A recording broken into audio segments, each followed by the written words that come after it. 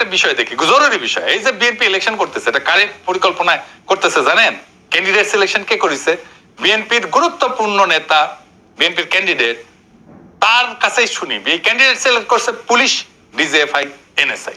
শোনেন, বিএনপি বিশেষ করে এই নির্বাচনে ক্যান্ডিডেট সিলেক্ট করার আগে পাঁচটা সার্ভে করেছে, পাঁচটা সার্ভে জরিপ করেছে। একটা করেছে পুলিশ, একটা করেছে ডিজিএফআই, একটা করেছে এনএসআই, আর দুইটা করেছে বিএনপি।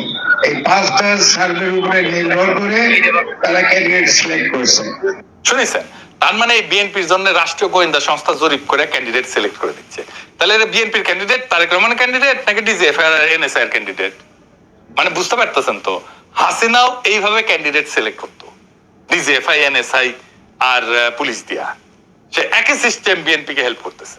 বাংলাদেশের স্বাধীনতা, সার্বভৌমত্ব এবং গণতন্ত্রের জাত শত্রু ফ্যাসিস্ট আওয়ামী লীগের শাখা প্রশাখা চারিদিক থেকে বিএনপি কে ক্ষমতা আনার জন্য তৎপর। এখন শত শত খুন করে, গুম করে, দেশটাকে লুট করে 15 বছরের দীর্ঘ ফাঁসিবাসীর দুঃশাসন চালায় খুনি হাসিনা সহ কয়েক হাজার অপরাধী ইন্ডিয়া আশ্রয় নিছে। সেখানে হিন্দুত্ববাদী নরেন্দ্র মোদী সরকার ঘৃণিত এই ক্রিমিনালদের আতিথেয়তা দিচ্ছে। এদের সবাইকে দেশে ফিরে এনে বিচারের কাঠগড়ে দাঁড় করাইতে হবে। এটাই 12 ফেব্রুয়ারির জাতীয় সংসদ নির্বাচনের প্রধান ইস্যু। এই গণদাবির পক্ষে কে আর এই গণদাবির বিপক্ষে কারা, তা যাই না শুই না চিনে মানুষ ভোট দেবে এবার ইনশাআল্লাহ।